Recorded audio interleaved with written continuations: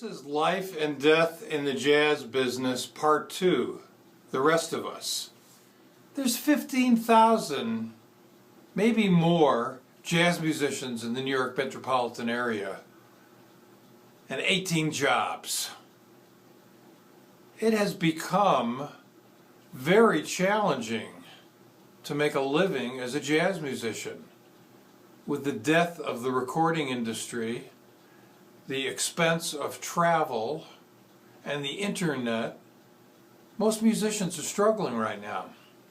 You got the top tier, the Pat Metheny's, the George Bensons, folks like that, David Sanborn, beautiful cats, beautiful music, but there ain't a whole lot of people, a whole lot of musicians in that category. I know musicians who are some of the best on the planet who have difficulty securing work.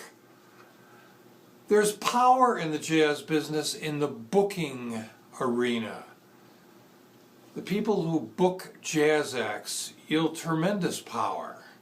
Who are these people? Well, if you search the web, you'll see that Ted Kurland and Scott Southard have a lot of cats that they work with. Now, I don't really know either of those gentlemen, except in passing. I'm sure they're successful, and I'm sure that lots of other musicians would like to be included on their rosters. There's a few other booking agents, but no one with the clout of Kurland and Southard. I mean, when you're a Ted Kurland or a Scott Southard, you go to a jazz festival, you just book your roster. Now, obviously, they can't handle everyone. And although there are a lot of people who'd like to be represented by an agency that could get them work, the truth is that there isn't that much work, first of all, and second of all, how many people can they handle? So then there's the rest of us. There are some other booking agents. I'm sure there's some fine people out there doing stuff. No one with the numbers of Kurland or Southard. But even so, there are a lot more musicians than there are people who do booking. And getting gigs is at the core of making a living as a jazz musician. Most musicians, at least the ones I know, are really incapable of booking themselves.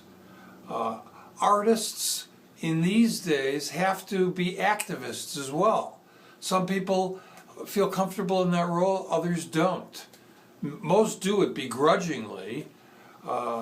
I myself, as an artist, as a filmmaker, for what I do, I have to do the same song and dance and tap dance as everybody else to try to get work. It's different. I'm not trying to book myself into clubs or festivals. I'm trying to get people to hire me to do their videos. And I'm not one of those mega companies. I'm just one guy. I can laugh about it because sometimes I feel like pulling the trigger. Let me tell you, it gets very tough out here in this economy, the arts in America.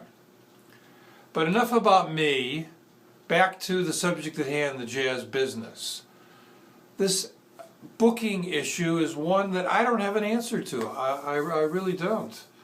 I mean, I do know that it's about relationships, like everything else. Now, the really frustrating thing about this, I think, and I know a lot of people feel this way, is that music, the quality of the music that's played, it really, in many cases, has no connection to who gets booked. That's just the way it is.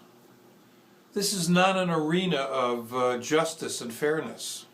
In fact, the music business, the jazz business, is arranged in a way where musicians are kind of at the low end. Musicians are kind of like actors in the movie business.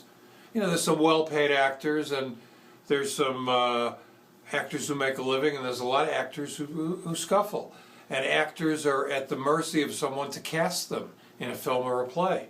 If they have some clout, like Al Pacino, they get cast easily. If they're Fritz Riemann, I don't know where I came up with that name, but hello Fritz, hope I don't get a lawsuit. If you're Fritz Riemann, you might have trouble. Now, Hal Galper put out a book a couple years ago that is still in print. You can get it on his website. And he goes through a pretty comprehensive overview and plan for how to book yourself around the world, which he has done successfully for a number of years.